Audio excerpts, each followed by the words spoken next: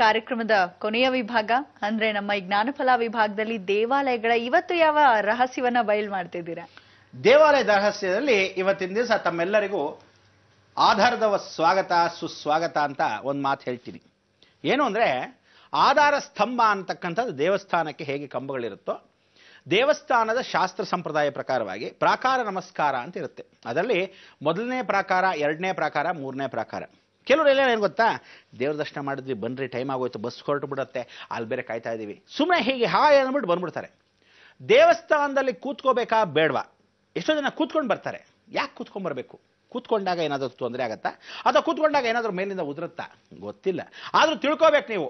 ಯಾಕೆ ಅಂದರೆ ದೇವಸ್ಥಾನದ ಪ್ರಾಕಾರದಲ್ಲಿ ಒಂದು ಪ್ರದಕ್ಷಿಣೆ ಹಾಕದೆ ಯಾವ ಮನುಷ್ಯನೋ ಮನೆಗೆ ಬಂದರೆ, ದೇವಾಲಯ ದರ್ಶನವನ್ನ ಮಾಡಿರತಕ್ಕಂಥದ್ದು ಒಳ ಪ್ರಾಕಾರ ಚಿಕ್ಕದಾಗಿರ್ತಕ್ಕಂಥ ಗುಡಿ ಇದ್ದರೆ ಅದಕ್ಕೆ ಒಂದು ನಮಸ್ಕಾರ ದೂರದಿಂದನೇ ಹಾಕ್ತಕ್ಕಂಥ ವಿಚಾರ. ಪ್ರದಕ್ಷಿಣೆ ಆಗದೆ ಇರತಕ್ಕಂಥ ಅವಕಾಶ ಇಲ್ಲದಿದ್ದರೆ ತಲೆ ಕೆಡಿಸ್ಕೊಳ್ಳದೆ ಇರತಕ್ಕಂಥ ವಿಚಾರ. ಆದರೆ ದೊಡ್ಡ ದೇವಾಲಯಗಳಿಗೆ ಹೋದರೆ ಒಂದು ಸಂಪ್ರದಾಯ ಸಂಸ್ಕಾರ ಅಂತಕ್ಕಂಥ ವಿಚಾರವನ್ನ ತಿಳ್ಕೊಳ್ಳೋಕ್ಕಿಂತ ಆಧಾರವಾಗಿರ್ತಕ್ಕಂಥ ಸ್ತಂಭವನ್ನ ಹೀಗೇ ಮಾಡಬೇಕು ಅನ್ನೋದು ರೂಲ್ಸ್ ಇದೆ. ಯಾಕೆಂದ್ರೆ ಪ್ರಾಕಾರದಲ್ಲಿ ಒಂದೊಂದು ದೇವತೆಗಳಿರ್ತಾರೆ. ಈಶ್ವರನಿಗೆ ಚಂಡಿಕೇಶ್ವರ ಅಂತ ಇರ್ತಾನೆ. ನೀವು ದೇವಸ್ಥಾನ ದೂರದಿಂದ ಹೋದ ತಕ್ಷಣ ಮುಚ್ಚಿಬಿಟ್ಟಿರ್ತಾರೆ. ಅಯ್ಯೋ ಮುಚ್ಚಿಬಿಟ್ಟಿದಾರಲ್ಲ ಅಂತ ಹೇಳಿ ಆ ದೂರದಿಂದ ನಮಸ್ಕಾರ ಮಾಡಕ್ಕಾಗದೇ ಇರತಕ್ಕಂಥ ದೇವಸ್ಥಾನಕ್ಕೆ ಏನು ನೋಡಿ ಅಂತ ಹೇಳ್ತೀವಿ? ಮೇಲ್ಗಡೆ ಗೋಪುರವನ್ನ ನೋಡಿ ಆ ಕಲಶವನ್ನು ನಮಸ್ಕಾರ ಮಾಡಿದ್ರೆ ಸಾಕು. ಒಳಭಾಗದಲ್ಲಿರ್ತಕ್ಕಂಥ ದೇವರಿಗೆ ಒಂದು ನಮಸ್ಕಾರ ಸ್ವರೂಪವಾಗಿ ನಿಮ್ಮ ಸಲ್ಲಿಕೆ. ಎರಡನೇ ಭಾಗ, ಅಲ್ಲಿ ಚಂಡಿಕೇಶ್ವರ ಅಂದ್ರೆ ಈಶ್ವರನಿಗಾದ್ರೆ ಚಂಡಿಕೇಶ್ವರ, ಮಹಾವಿಷ್ಣುಗಾದ್ರೆ ಸಾಕ್ಷಾತ್ ಗರುಡ ಅಂದ್ರೆ ಗರುಡ ವಾಹನ. ಕುಂಕುಮಾಂಕಿತ ವರ್ಣಾಯ ಕುಂದೇಂದವಳಾಯ ಚ ವಿಷ್ಣು ವಾಹನ ನಮಸ್ತುಭ್ಯಂ ಪಕ್ಷಿರಾಜಾಯ ನಮಃ. ಅವನಿಗೆ ವಿಷ್ಣು ದೇವಸ್ಥಾನದಲ್ಲಿ ಏನು ಅಂದ್ರೆ ಎರಡೇ ವ್ಯತ್ಯಾಸ ಈಶ್ವರನ ದೇವಸ್ಥಾನಕ್ಕೂ ವಿಷ್ಣು ದೇವಸ್ಥಾನಕ್ಕೆ. ಶಿವ ದೇವಸ್ಥಾನದಲ್ಲಿ ಗರ್ಭಗುಡಿಯಲ್ಲಿ ಒಳಭಾಗದಿಂದ ಹೊರಭಾಗದಲ್ಲಿ ಬಂದ್ರೆ ಧ್ವಜಸ್ತಂಭ ಅನ್ನೋದು ಎರಡೂ ಯಾವ ಕಾಲಕ್ಕೂ ಈಶ್ವರನಿಗಾಗ್ಲಿ ವಿಷ್ಣುಗಾಗ್ಲಿ ವಿಶೇಷವಾಗಿರ್ತಕ್ಕಂಥ ಧ್ವಜಸ್ತಂಭ ಇದ್ದೇ ಇರಬೇಕು. ಹೆಣ್ಣು ದೇವಸ್ಥಾನಗಳಿಗೆ ಧ್ವಜಸ್ತಂಭ ಇರೋದಿಲ್ಲ, ಬರೀ ಬಲಿಪೀಠಗಳ ಮಾತ್ರ. ಗರುಡಗಂಬ ಎಲ್ರಿಗೂ ಇದ್ದೇ ಇರುತ್ತೆ. ಆದರೆ ಗರುಡಗಂಬ ಎಲ್ಲಿರುತ್ತೆ? ದ್ವಾರದ ಹೊರಭಾಗ ಅಂದ್ರೆ ರಾಜಗೋಪುರದ ಹೊರಭಾಗದಲ್ಲಿರುತ್ತೆ. ಆದರೆ ದೇವಸ್ಥಾನದ ಒಳಭಾಗದಲ್ಲೇ ಧ್ವಜಸ್ತಂಭ ಅಂದ್ರೆ ಮಧ್ಯ ಆವರಣ ಅಂತ ಕರಿತೀವಿ. ಮಣಿಪುರದ ಕೆಳಭಾಗ ಕಿರುಹೊಟ್ಟೆಯ ಭಾಗ ಅಂತೀವಿ. ಅದರ 3 ಮೆಟ್ಟಲ ಭಾಗದಲ್ಲಿ ಧ್ವಜಸ್ತಂಭ. ಗಂಡಿಗಾದ್ರೆ ಪುರುಷಕ್ಕೆ ಧ್ವಜಸ್ತಂಭ, ಹೆಣ್ಣಿಗಾದ್ರೆ ಬಲಿಪೀಠ ಮಾತ್ರ. ಅಂದ್ರೆ ಸ್ತ್ರೀ ಅಂಗಗಳು ದೇಹ ಅಂಗಗಳು ಹೇಗಿರುತ್ತೆ ಪುರುಷಾಂಗಗಳು ಹಾಗೆ ದೇವಾಲಯ ಕ್ರಮ ಅಂತ. ಅದರಲ್ಲಿ ಆ ಧ್ವಜಸ್ತಂಭ ಅಂತಕ್ಕಂಥದ್ದು ಪುರುಷ ಜಾತಿ. ಅಂದ್ರೆ ಯಾವ ಕಾಲಕ್ಕೂ ಈಶ್ವರನಿಗೆ ಬ್ರಹ್ಮವರ್ಚಸ್ಸು ಅಂತ ಕರಿತೀವಿ. ಅನುಗುಣವಾಗಿರ್ತಕ್ಕಂಥ ವಿಚಾರ ಏನು ಅಂದ್ರೆ ಪುರುಷ.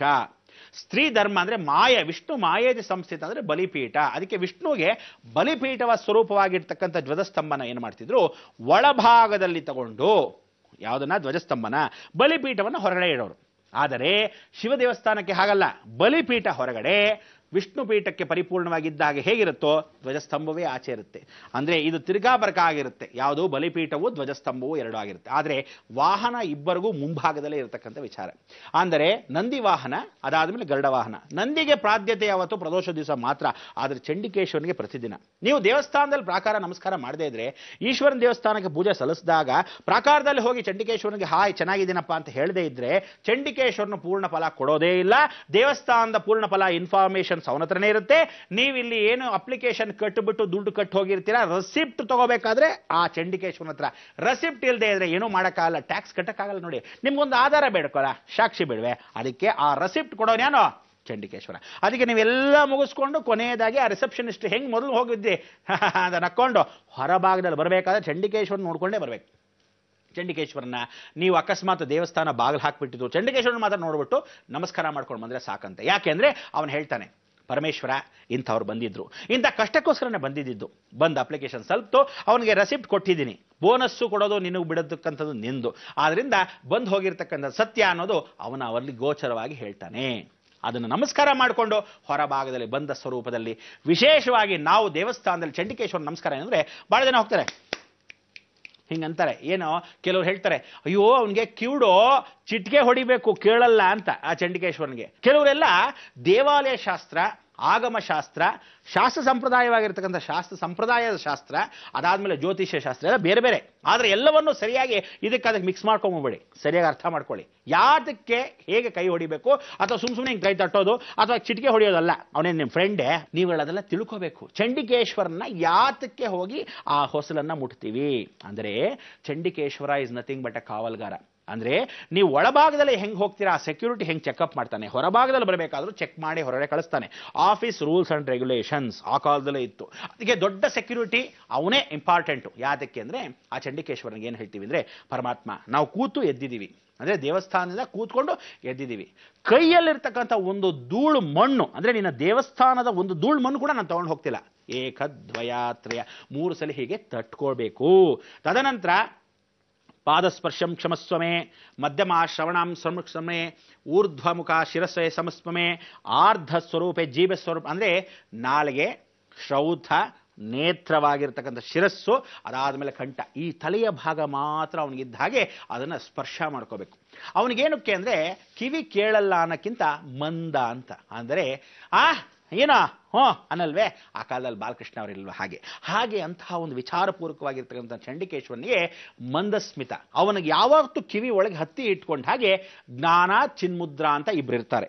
ಅದಕ್ಕೆ ನೀವಲ್ಲಿ ಹೋಗಿ ಆ ನಂದೀಶ್ವರನ ಕಿವಿಯಲ್ಲಿ ಹೇಳಬೇಕು, ಪರಮಾತ್ಮನ ಪಾದಕ್ಕೆ ನಾನು ಬಂದಿದ್ದೀನಿ, ನನ್ನ ಅಪ್ಲಿಕೇಶನ್ ನೋಡಪ್ಪ ಎಕ್ಸಾಮಲ್ಲಿ ಪಾಸ್ ಆಗಿಲ್ಲ, ಅಥವಾ ಕೆಲಸ ಸಿಕ್ಕಿದೆ, ಪ್ರಮೋಷನ್ ಸಿಕ್ಕಿಲ್ಲ, ಎಲ್ಲವೂ ಆ ನಂದೀಶ್ವರನ ಕಿವಿಗೆ ಹೇಳಿ ಬಂದರೆ ಇಲ್ಲಿ ಜ್ಞಾನ ಸಿದ್ಧಿ ಅಂತಕ್ಕಂಥ ಇವರಿಬ್ಬರು ನಿಮ್ಗೆ ಅಭಿವೃದ್ಧಿಯನ್ನು ಕೊಡ್ತಾರೆ ಚಂಡಿಕೇಶ್ವರನ ಕಿವಿಲಿ. ಅದಕ್ಕೆ ಆ ಕಿವಿ ತಟ್ಟಿದಾಗ ಧೂಳು ಹಿಂಗೆ ಹೋದಂಗೆ, ಅದಾದ ಮೇಲೆ ಚಿಟಿಕೆ ಹೊಡೆಯೋದಲ್ಲ, ಅವನ ಆ ಸ್ಮರಣೆಯಲ್ಲಿ ಹಾಗೆ ಅನ್ಕೋಬೇಕು.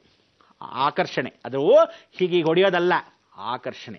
ಆವಾಹ್ಯಾಮಿ ಆವಾಹ್ಯಾಮಿ ಆವಾಹ್ಯಾಮಿ ಅಂದ್ಕೋಬೇಕು. ಅಂದ್ರೇನು, ಈ ಎರಡು ಹಿಂಗೆ ಇಟ್ಕೊಂಡಾಗ ಜಿಂಕೆ. ಮೊದಲಿಂದ ಹೇಳ್ತಾ ಇದ್ದೀನಿ, ಚಂದ್ರ ಅಂದ್ರೆ ಈ ಕಿರುಬೆರಳು, ಈ ತೋರ್ಬೆರಳು ಅಂತಕ್ಕಂಥದ್ದು ಗುರು, ಈ ಸೂರ್ಯನ ಬೆರಳಾಗಿರ್ತಕ್ಕಂಥದ್ದು ಪರಿಪೂರ್ಣವಾಗಿ ಅನುಗ್ರಹವನ್ನು ನೇತ್ರ, ಶನಿ ಅಂದ್ರೆ ಕರ್ಮಾಧಿಪತಿ, ಕೆಳಗಡೆ ಆಧಾರ ಸ್ತಂಭವಾಗಿರ್ತಕ್ಕಂಥ ಶುಕ್ರ. ಹೀಗಿಟ್ಕೊಂಡಾಗ ಆರೋಗ್ಯ ಸಮೇತ ಐಶ್ವರ್ಯ ಅಭಿವೃದ್ಧ್ಯರ್ಥಂ, ಆರೋಗ್ಯ ಸಮೇತ ಐಶ್ವರ್ಯ ಅಭಿವೃದ್ಧ್ಯರ್ಥಂ ಹಾಗೆ ಅನ್ಕೋಬೇಕು. ಹೀಗೆ ಅರ್ಥ ಆಯ್ತಾ? ಇದಕ್ಕೋಸ್ಕರ ಆ ಜಿಂಕೆಯ ಮನಸ್ಸಿನ ಸ್ವಭಾವದಲ್ಲಿ ಗುರು ಅನುಗ್ರಹವನ್ನು ಪಡೆದು, ಶುಕ್ರ ಅಂದರೆ ಧನಪ್ರಾಪ್ತಿಯನ್ನ ಏನಿದೆಯೋ ಅದನ್ನು ಉಳಿಸ್ಕೊಳ್ಳಕ್ಕೆ ಆರೋಗ್ಯಂ ಐಶ್ವರ್ಯಂ ಅಭಿವೃದ್ಧ್ಯರ್ಥಂ ಅಂತ ನಮಸ್ಕಾರ ಮಾಡ್ಕೊಂಡು ಬರೋದು. ಇದು ಕ್ರಮ. ಆ ಚಂಡಿಕೇಶ್ವರನಿಗೆ ಇಷ್ಟು ಸ್ಮರಣೆ ಮಾಡಿಕೊಂಡ್ರೆ ನಮ್ಮ ಸಂಪ್ರದಾಯವು ಪರಿಪೂರ್ಣವಾಗುತ್ತೆ. ಆ ಚಂಡಿಕೇಶ್ವರನಿಗೆ ನಮಸ್ಕಾರ ಮಾಡ್ದಂಗಾಗತ್ತೆ. ಶಿರಸ್ಸು, ಶ್ರೌತ, ಜೀಬೆ, ಶಿರಸ್ಸನ್ನ ಸಮಾನವಾಗಿ ನಾವು ದರ್ಶನವನ್ನು ಮಾಡಿದಾಗತ್ತೆ. ಎಷ್ಟು ಚೆನ್ನಾಗಿದೆ. ಎಲ್ಲ ದೇವಾಲಯ ಕ್ರಮದ ಶಾಸ್ತ್ರ ಸಂಪ್ರದಾಯ, ಅಲ್ಲಿರ್ತಕ್ಕಂಥ ಆಧಾರ ಅವನು ನೋಡಿಕೊಂಡೇ ಬರಬೇಕು ಅನ್ನೋದು ಇವತ್ತಿನ ದಿವಸದ ದೇವಾಲಯ ಶಾಸ್ತ್ರ. ಅದಕ್ಕೆ ಆ ದೇವಾಲಯದಲ್ಲಿರ್ತಕ್ಕಂಥ ದರ್ಶನವನ್ನ ನಿಮಗೆ ಎಷ್ಟು ಚೆನ್ನಾಗಿ ಮಾಡಿಸಿರ್ತಕ್ಕಂಥ ವಿಚಾರವನ್ನು ತಿಳ್ಕೊಂಡು ನಾವುಗಳು ಪರಿಪೂರ್ಣವಾಗಿ ಜ್ಞಾನ ಅಭಿವೃದ್ಧಿಯನ್ನು ಮಾಡ್ಕೊಳ್ಳೋಕ್ಕೆ ಅವಕಾಶವನ್ನು ಮಾಡಿಕೊಡ್ತಕ್ಕಂಥ ತಮ್ಮೆಲ್ಲರಿಗೂ ಆಧಾರದ ಸ್ವಾಗತ ಸುಸ್ವಾಗತ, ಜೊತೆಗೆ ಮಂಗಳ ಮೂರ್ತಿಯನ್ನು ಹಾಡಲೇಬೇಕು. ಆ ಮಂಗಳವನ್ನು ಹಾಡೋಣ. ಲೋಕ ಸಮಸ್ತ ಸುಖಿನೋ ಭವತು, ಸನ್ಮಂಗಳಾನಿ ಭವಂತು. ಗುರುಜಿ, ನಿಜವಾಗ್ಲೂ ವಿಷಯವನ್ನ ತಿಳಿತಾ ಹೋದ್ರೆ ಅದು ಎಷ್ಟು ತಿಳಿದ್ರೂ ಸಾಲದು ಅನ್ಸತ್ತೆ. ಗುರುಜಿ, ಬಹಳ ಸವಿಸ್ತಾರವಾಗಿ ತಿಳಿಸ್ಕೊಟ್ಟಿದ್ದೀರಾ. ನಮ್ಮ ಈ ಕಾರ್ಯಕ್ರಮಕ್ಕೆ ಆಗಮಿಸಿ ಇಷ್ಟೆಲ್ಲ ಮಾಹಿತಿಯನ್ನ ಎಂದಿನಂತೆ ಹೇಳಿದ್ದಕ್ಕಾಗಿ ಧನ್ಯವಾದಗಳು ಗುರುಜಿ.